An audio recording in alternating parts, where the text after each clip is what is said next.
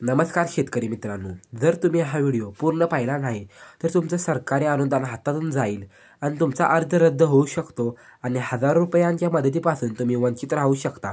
पण जर तुम्ही हा व्हिडिओ शेवटपर्यंत पाहिला तर मी तुम्हाला सांगणार आहे तुमचं नाव निवड यादीत आलं आहे का, हे कसं तपासायचं, कागदपत्रे कशी अपलोड करायची, कोणती कागदपत्रे आवश्यक आहेत आणि महत्त्वाचं म्हणजे शासनाने दिलेली अंतिम तारीख चुकल्यास काय होईल। हा व्हिडिओ म्हणजेच तुमच्या मेहनतीला मिळणाऱ्या बक्षिसाची किल्ली आहे, म्हणून शेवटपर्यंत नक्की पहा।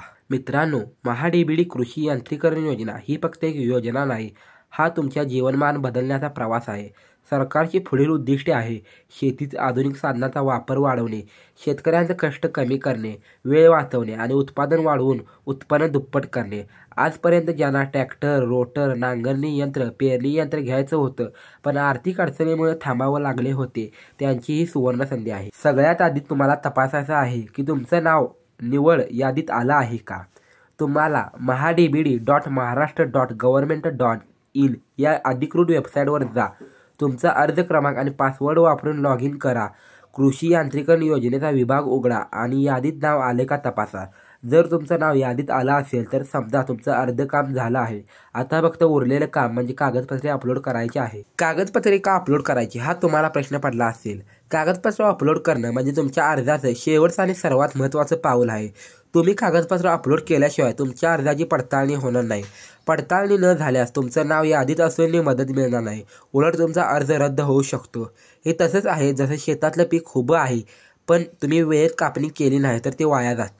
आता तुम्हाला प्रश्न पडला असेल की कोणती कागदपत्रे अपलोड करायची।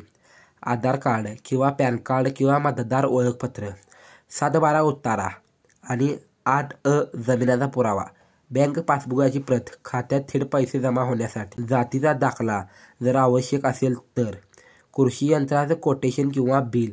ही सगळी कागदपत्र स्पष्टपणे स्कॅन करा आणि PDF किंवा JPG फॉर्मॅटमध्ये अपलोड करा। दुसरं फोटो किंवा अपूर्ण कागदपत्र टाकली तर अर्जाला विलंब होईल। शासनाने प्रत्येक योजनेसाठी एक अंतिम तारीख दिलेली आहे, ही तारीख चुकल्यास तुम्हाला कागदपत्र अपलोड करता येणार नाहीत, तुमचा अर्ज सरळ रद्द होईल आणि सगळ्यात वाईट म्हणजे तुमचं नाव असूनही तुम्हाला मदत मिळणार नाही। म्हणूनच शेतकरी बांधवांनो, उद्यावर ढकलू नका, आजच वेबसाईटला भेट द्या, लॉग इन करा आणि कागदपत्र अपलोड करा। ही योजना म्हणजे शेतकऱ्याला मिळालेली एक खरी संधी आहे। तुमचं शेत आधुनिक होईल, तुमचा वेळ वाचेल, उत्पन्न वाढेल आणि तुमच्या घरात समाधान येईल। लक्षात ठेवा, शासन मदत करते पण उपयोग करून घेणं तुमच्या हातात आहे।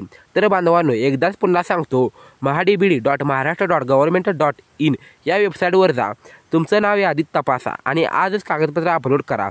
जर हा व्हिडिओ उपयोगी वाटला असेल तर लाईक करा, शेअर करा आणि सबस्क्राईब करायला विसरू नका, जेणेकरून अजून शेतकरी बांधवांपर्यंत ही माहिती पोहोचेल। लक्षात ठेवा, शेतकरी मजबूत झाला तर देश मजबूत होतो। जय जवान, जय किसान, जय महाराष्ट्र।